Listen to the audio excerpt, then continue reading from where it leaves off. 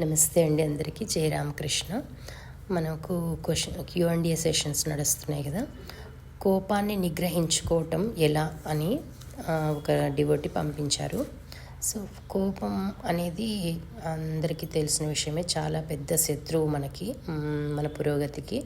మనలో ఎన్ని సుగుణాలు ఉన్నప్పటికీ కోపం గనక మనం కంట్రోల్ చేసుకోలేకపోయాము అనుకుంటే మిగతా సుగుణాలన్నీ కూడా పనికి రాకుండా పోతాయి అన్నమాట. అయితే నేనేం చేస్తున్నానంటే ఇక్కడ యోగ వాసిష్టంలో అక్కడక్కడ మనకి కొన్ని మంచి పాయింట్స్ ఉన్నాయి కోపానికి సంబంధించి. వాటిని ఎక్స్ప్లెయిన్ చేస్తూ మీకు కోపం గురించి మనం అర్థం చేసుకోవడానికి ప్రయత్నం చేద్దాము. ఇక్కడ వైరాగ్య ప్రకరణంలో యోగ వాసిష్టంలో ఏం చెప్తున్నారంటే, ఓ రాజా, నీ కుమారుడు రామచంద్రుడు మేఘ గంభీర స్వభావుడు. అట్టి వారికి స్వల్ప కారణాలకు కోపం, సంతోషం, విషాదం మొదలైన వికారాలు పుట్టవు. స్వల్పులను మాత్రమే స్వల్ప కారణాలు విచలితం చేస్తాయి అనే పాయింట్ తీసుకున్నాము. కాబట్టి ఎవరు చిన్న చిన్న కారణాలకే ఫైర్ అయిపోతూ ఉంటారంట. చిన్న చిన్న కారణాలకే చలించే స్వభావం, మన మనసుకి చలించే స్వభావం ఎక్కువగా ఉంది అని అర్థం. ఎందుకు అలా చలిస్తోంది మనసు అంటే, దానికి సరైన శిక్షణ లేదు. మనము బాడీకి ఆహారం చేస్తున్నాం కానీ మన సోల్కి మనం ఏది ఆహారం ఇవ్వడం లేదంటే, మనము ఏదైనా సద్గ్రంథాలను పఠించటం కానీ, ఏదైనా సత్సంగాలు రెగ్యులర్గా వినటం కానీ, గురువుల్ని సేవించటం కానీ, ఇంకేదైనా సేవా కార్యక్రమాల్లో ఉండటం కానీ, ఇవన్నీ కూడా మనం సరిగా రెగ్యులర్గా చేయటం లేదనమాట. కాబట్టి ఆ సోల్కి ఎనర్జీ లేదు. అంటే మనం ఛార్జింగ్ పెట్టుకోవడం లేదు. మనం సెల్ ఫోన్కి ఛార్జింగ్ పెట్టుకుంటున్నాం కానీ మనం ఛార్జింగ్ పెట్టుకోవడం లేదనమాట. కాబట్టి ఇక్కడ ఏం చెప్తున్నారు, చిన్న చిన్న కారణాలకి సంతోషపడిపోవడము, విషాదంలోకి వెళ్ళిపోవటము, కోపాలు, ఇవన్నీ స్వల్పులను మాత్రమే విచలితం చేస్తాయి. స్వల్ప కారణాలని అంటే చాలా వీక్ మైండెడ్ ఎవరైతే ఉంటారో వాళ్ళకే కోపం వస్తుంది. ధైర్యవంతులు కోపాన్ని నిగ్రహించుకోగలుగుతారు అని చెప్తారనమాట. ఇప్పుడు బుద్ధుడే ఉన్నారు. ఆయన భిక్షకు వెళ్ళినప్పుడు ఒక ఆవిడ ఎలా పడితే అలా తిట్టిపోస్తుంది. అప్పుడు ఆయన నవ్వుకుంటూ వెళ్ళిపోతారు అంతే. అంటే ఆయనకి ఎంత శక్తి ఉంటే అవన్నీ నిగ్రహించుకుంటారు, అది కదా. కాబట్టి మనకి ఎవరో ఏదో ఒక మాట అన్నారు, లేదా మనం అనుకున్నట్టుగా అక్కడ జరగడం లేదు, మనం ఏదో ఎక్స్పెక్ట్ చేసాం ఒకరి నుంచి, అది జరగడం లేదు అన్నప్పుడు మనకు వెంటనే కోపం వచ్చేస్తుంది. కానీ మనం నిగ్రహించుకొని సహనాన్ని పాటించి దానికి తగ్గట్టుగా ఆ పరిస్థితిని తీర్చిదిద్దుకుంటే, మనకి ఒక క్షణం కోపాన్ని నిగ్రహించుకుంటే 1000 క్షణాల సంతోషాన్ని మనం పొందొచ్చు అని మనం వినే ఉంటాం కదా. అలా కాబట్టి మనకు వీక్ మైండెడ్ ఉన్న వాళ్ళకి మాత్రమే ఇవన్నీ కూడా మన ఇబ్బంది పెడతాయి అనేది చెప్తున్నారు. నెక్స్ట్ పాయింట్ చూద్దాము. మననం చేయుట అను దానిని వేరుగా ఈ మనస్సుకు అస్తిత్వము లేదు. 18th page. కాబట్టి మనస్సు ఏం చేస్తుందంటే మననం చేసుకుంటూ ఉంటుంది. ఇది అప్పుడు అది జరిగింది కదా, ఇది జరిగింది కదా అని చెప్పేసి. కాబట్టి ఏమంటున్నారు, ఒక మహావృక్షపు తొర్రలో గొప్ప అగ్నికణం ప్రవేశించింది అనుకోండి. అప్పుడు ఆ వృక్షం బయటకు తన ఆకులచే పిల్లగాలులు అనుభవిస్తూ ఉన్న లోన మాత్రం శిథిలత్వం పొందుతూ మౌనంగా రోధిస్తూ ఉంటుంది. కాబట్టి మన విషయం కూడా అంతే అనమాట. మనకు కోపం వచ్చింది, రగిలిపోతున్నాం లోపల అంటే ముందు మనం కాలిపోతాం అనమాట.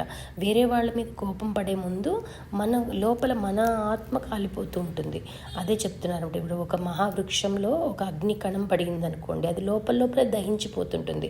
పైకి చూడడానికి మాత్రం చల్లగాలి వీస్తున్నట్టుగా కనిపిస్తుంది, కానీ అలాగే మన స్థితి కూడా అలాగే ఉంది, సంసార జీవుల స్థితి కూడా అలాగే ఉంది అని వివరించారు. నెక్స్ట్ పేజ్ 20లో ఏముందో చూద్దాం మనము.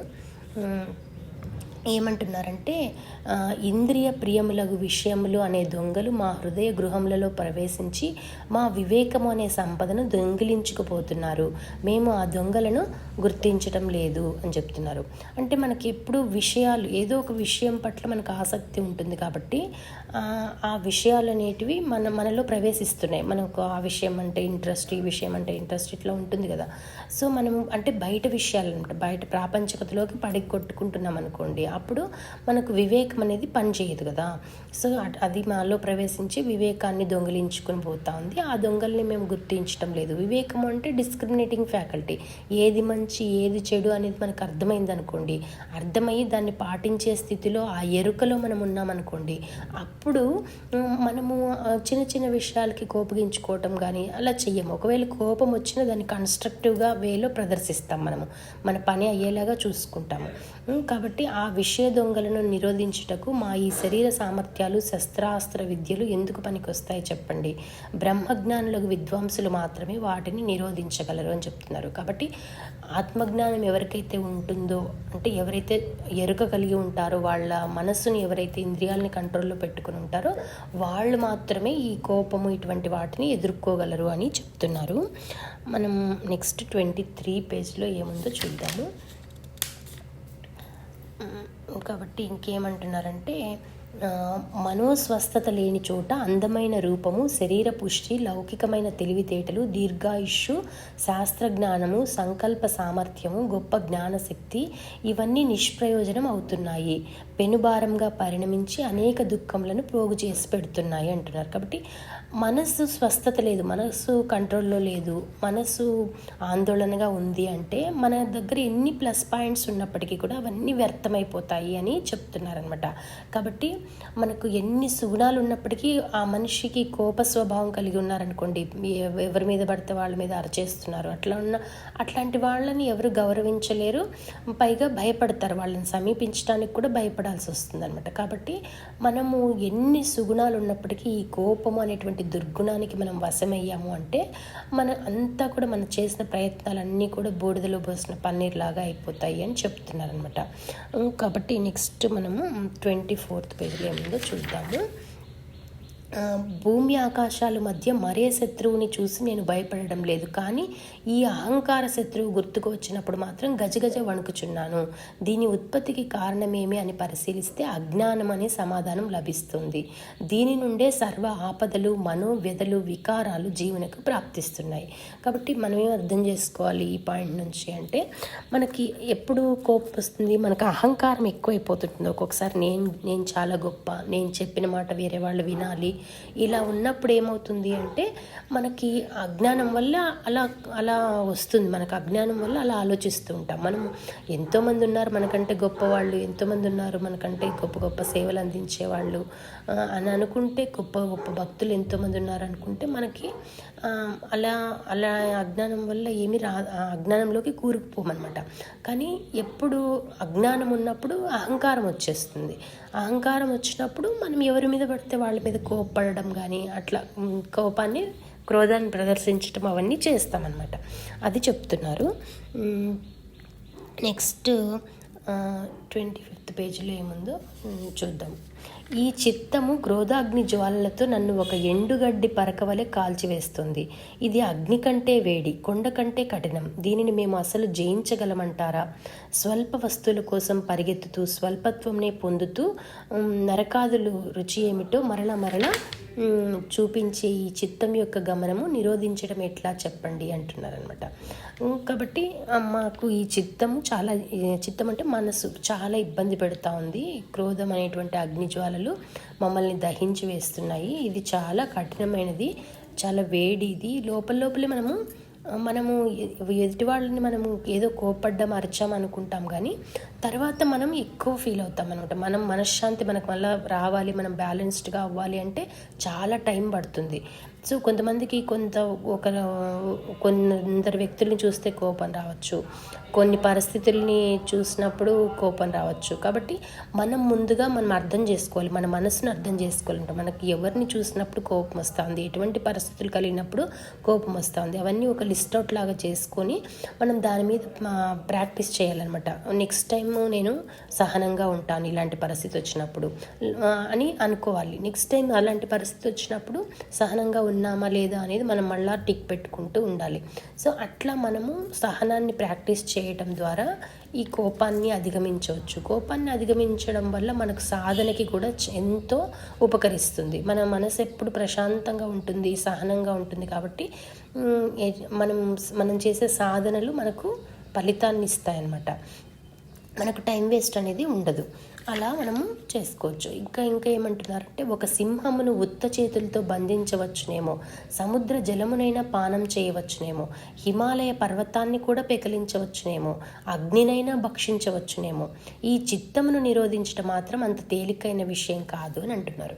అంతే కదా, మనకి అది పరిగెడుతూ ఉంటుంది. మనము వదిలేసామంటే ఇంకా కొంతమంది అనుకుంటారు, నా స్వభావమే ఇంత, నాకు కోపం వస్తుంది, నాకు పలానా జరిగితే కోపం వస్తుంది, నాకు వాళ్ళు ఎవరైనా ఇలా మాట్లాడితే కోపం వస్తుంది, ఇలా అనుకున్నాం అనుకోండి, అప్పుడు ఇంకా చుట్టుపక్కల వాళ్ళు కూడా వాళ్ళ మీద ఒక ముద్ర వేసేస్తారు, వీళ్ళకి కోపం ఎక్కువ అండి, వీళ్ళు కోప స్వభావాలు. సో బంధువులు అయితేనేమి, స్నేహితులు అయితేనేమి, అందరూ వాళ్ళని ఆ దృష్టితో చూడడం వల్ల ఏమవుతుంది, వాళ్ళు ఆ చట్రంలో నుంచి బయటకు పడడానికి ప్రయత్నం చేయలేకపోతారు. ఒకవేళ ప్రయత్నం చేసినా వాళ్ళకి మళ్ళీ అటువంటి పరిస్థితులు వస్తుంటాయి అన్నమాట. కాబట్టి ఏమంటున్నారు, ఎటువంటి దాన్నైనా సాధించవచ్చునేమో కానీ మన చిత్తాన్ని నిరోధించలేకపోతున్నాము అని చెప్తున్నారు అనమాట. కాబట్టి మనస్సుని మనము కంట్రోల్లో చేసుకుని, ఆ మనసు ఏంటి, ఎలా పడితే అలా కోతిలాగా గంతులు వేస్తూ ఉంటుంది. మనం వదిలేసామంటే మనకు దానికి ఇష్టం వచ్చినట్టు చేస్తూ ఉంటుంది. కాబట్టి దాన్ని మనం కట్టడి చేసి మనం ఆ కోపాన్ని నియంత్రించుకోవాలి అని చెప్తున్నారనమాట. నెక్స్ట్ 26వ పేజీలో అయిపోయింది. 33వ పేజీ చూద్దాము.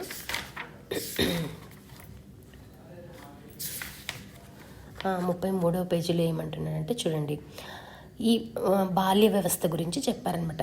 ఈ బాలుడు కుక్క వలె అతి స్వల్పమునకే సంతోషించి స్వాధీనుడు అవుతాడు, అత్యల్ప విషయానికే పట్టరానంత కోపం పొందుతాడు అని చెప్తున్నారు. అంటే ఎవరైతే కోపాన్ని ప్రదర్శిస్తున్నారో, ఎవరైతే కోపానికి వశమైపోతున్నారో, కోపాన్ని నియంత్రించుకోలేకపోతున్నారో, వాళ్ళందరిది ఏమని అనుకోవచ్చు, బాల్యావస్థ అనుకోవాలన్నమాట. బాల్య స్వరూపం అనే చాప్టర్లో చెప్పారనమాట, ఇది యోగవాసిష్టంలో వైరాగ్య ప్రకరణంలో. కాబట్టి ఎవరైతే అలా కోపానికి వశమవుతున్నారో వాళ్ళంతా కూడా ఇంకా చిన్నపిల్లల స్వభావాన్ని కలిగి ఉన్నారు, వాళ్ళు ఇంకా మెచ్యూర్ అవ్వలేదు అని అనుకోవాలన్నమాట. మనం మెచ్యూరిటీ రాలేదు, తగినంత మెచ్యూరిటీ ఇంకా రాలేదు లైఫ్ని లీడ్ చేయడానికి అని కూడా మనం అనుకోవచ్చు అనమాట. కాబట్టి చిన్నపిల్లాడికైతేనే వాడికి సంతోషం వెంటనే వచ్చేస్తుంది, కోపం కూడా వెంటనే వచ్చేస్తుంది, పట్టరానంత కోపం పొందుతాడు చిన్న అత్యల్ప విషయాలకే అని చెప్తున్నారనమాట. నెక్స్ట్ 37వ పేజీలో ఏముందో చూద్దాము. ఇది చాలా మెయిన్ పాయింట్. శాంతి, దయ, దాక్షిణ్యము, వినయము మొదలైన ఉత్తమ గుణములు గల యవ్వనంతో ప్రకాశించేవారు మనకు చాలా అరుదుగా మాత్రమే కనిపిస్తారు. అత్యంత మధుర ఫలములు, సుందర పుష్పములతో కూడిన ద్రాక్ష తీగలు ఎక్కడో కానీ తారసపడవు కదా అని అంటున్నారు. ఇప్పుడు చిన్న వయసులోనే యవ్వనంలో ఉన్నప్పుడే చాలా శాంతి కలిగి ఉండడము, దయను కలిగి ఉండడము, అన్ని రకాల వినయాన్ని కలిగి ఉండడం, అలా ఉత్తమ గుణాలు కలిగి ఉండేవాళ్ళు చాలా కొద్దిమంది ఉంటారు. అంటే మామూలుగా యవ్వనం అంటేనే ఎగిరెగిరి పడుతూ ఉంటారు కదా. సో యవ్వనం అవ్వచ్చు, అది తర్వాత స్టేజ్ అవ్వచ్చు, ఏ స్టేజ్లో అయినా ఎంత వయసు వచ్చినా మనం కోపాన్ని కంట్రోల్ చేసుకోలేకపోతున్నాము అంటే మనం ఇంకా బాల్య అవస్థలో ఉన్నామని అనుకోమని ముందు చెప్పుకున్నాం కదా మనము. కాబట్టి ఏమంటున్నారు, మధుర ఫలములు, సుందర పుష్పములతో కూడిన ద్రాక్ష తీగలు ఎక్కడో కానీ తారసపడవు కదా అంటే అటువంటి వాళ్ళు ఎక్కడో ఒక దగ్గర ఉంటారు అని చెప్తున్నారు అనమాట. సో శ్రీరామచంద్రమూర్తి యొక్క సుగుణాలను వర్ణిస్తూ కూడా మామూలు వాల్మీకి రామాయణంలో కూడా చాలా చెప్పారు. ఆయన కోపాన్ని చాలా నిగ్రహించుకుంటారు, అసలు ఎదుటి వాళ్ళని పరుషంగా మాట్లాడరు, ఇవన్నీ సుగుణాలన్నీ ఉన్నాయి కదా.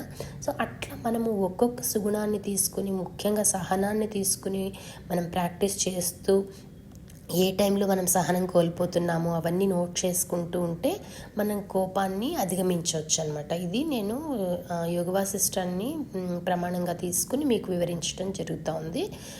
జనరల్ విషయాలు అందరికీ తెలిసే ఉంటాయి. మనము కోపం వచ్చినప్పుడు కొంత టైము నంబర్స్ కౌంట్ చేయాలని, ఇంకా అవన్నీ చేసినప్పటికీ కూడా మనం ఏమీ సాధించలేకపోతాం అనమాట. అందుకని ఈ టెక్స్ట్ని ఆధారంగా తీసుకొని ఎక్స్ప్లెయిన్ చేస్తున్నాం. కాబట్టి మనం ఎప్పుడు ఏమనుకోవాలి, మనకు అగ్నికణం లోపల ఉండి దహించుకుపోతున్నట్టుగా అర్థం చేసుకోవాలన్నమాట. మనమే దహించుకుపోతాం కోపపడితే అనేది అర్థం చేసుకోవాలి. కోపం వచ్చింది అంటే అయ్యో నేను ఇంకా బాల్యావస్థలో ఉన్నానే అనేది అర్థం చేసుకోవాలి. అట్లా మనము సో అల్ప విషయాలకి బాలుడికే కదా అవన్నీ వాళ్ళందరూ ఎమోషన్స్ అవన్నీ ఎవరు ప్రదర్శిస్తారు, బాల్యావస్థలో ఉండే వాళ్ళే ప్రదర్శిస్తారు అనుకోవాలి. అండ్ ఇంకోటి ఏం చేయొచ్చు, మన ప్రతి ఒక్క ఎమోషన్ని భగవంతుని పాదాల వద్దకు చేర్చాలన్నమాట, భగవంతునికి డైరెక్ట్ చేసేయాలి. అప్పుడు ఏమవుతుంది, సో కోపం వస్తే ఏమనుకోవాలి, ఎందుకు భగవంతుడా నాకు ఇంకా ఎందుకు నువ్వు అనుభూతుల్ని ఇవ్వడం లేదు అని భగవంతుని మీద కోపం పడాలన్నమాట, ఎవరి మీద కోప్పడే బదులు. అట్లా ప్రతి ఒక్క ఎమోషన్ని, అరిషడ్వర్గాలన్నింటినీ కూడా భగవంతుని పాదాల చెంతకు మనం డైరెక్ట్ చేస్తూ ఉంటే నిదానంగా మన సాధన ద్వారా మనము చాలా శాంతమూర్తిగా తయారవుతాం అనమాట. సో అది పాజిబులే. అది కూడా ఎంతో యారగెంట్గా ఉండే వాళ్ళు కూడా సాధన ద్వారా మెల్లమెల్లగా ప్రయత్నం ద్వారా, సో అభ్యాస వైరాగ్యాల ద్వారా సాధించలేనిదంటే ఏది లేదు కదా, అట్లా మనం అభ్యాసం చేస్తూ రావాలన్నమాట. ఇది నేను అర్థం చేసుకున్నటువంటిది. సర్వం శ్రీరామకృష్ణార్పణమస్తు. లోకా సమస్త సుఖినో భవంతు. జై రామకృష్ణ.